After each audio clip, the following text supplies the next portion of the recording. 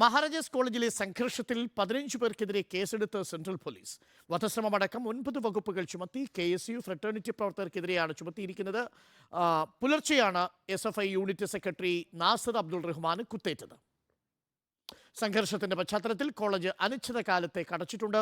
അർജുൻ മട്ടന്നൂർ ചേരുന്നു. അർജുൻ മട്ടന്നൂർ, നേരത്തെ ഈ അഭിമന്യുവിൻ്റെ കൊലപാതകം വളരെ വലിയ വിഷയമായി തീർന്നതാണ്.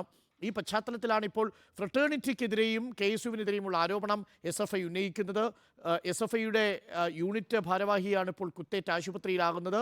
കോളേജ് അടയ്ക്കുന്നൊരു സാഹചര്യമുണ്ടായി. ഒരു സംഘർഷ സാഹചര്യം ഇപ്പോഴും അവിടെ തന്നെയുണ്ട്, അല്ലേ അർജുൻ?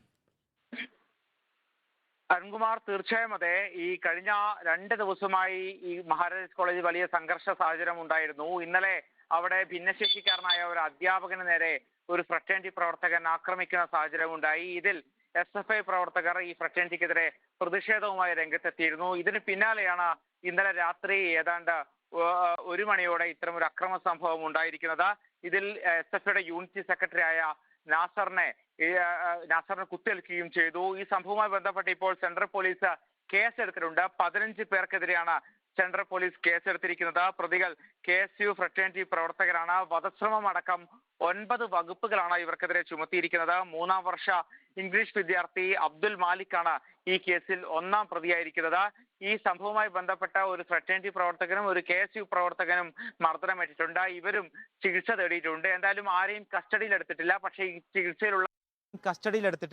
ഈ ചികിത്സയിലുള്ളവരടക്കം ഈ കേസിൽ പ്രതികളാണ് എന്ന് പോലീസ് പറയുന്നുണ്ട്.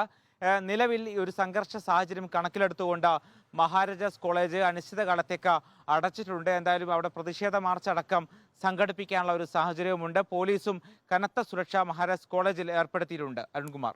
അർജുൻ മട്ടന്നൂരാണ് വിവരങ്ങളുമായി ചേർന്നത്. മഹാരാജാസ് കോളേജിലെ സംഘർഷാവസ്ഥ തുടരുകയാണ്. കോളേജ് ഇപ്പോൾ അനിശ്ചിതകാലത്തേക്ക് അടച്ചിരിക്കുന്നു. 15 പേർക്കെതിരെയാണ് കേസ് എന്നാണ് മനസ്സിലാക്കുന്നത്. കസ്റ്റഡിയിലുള്ളത് KSU ഫ്രട്ടേണിറ്റി പ്രവർത്തകരാണെന്ന് SFI ആരോപിക്കുന്നു.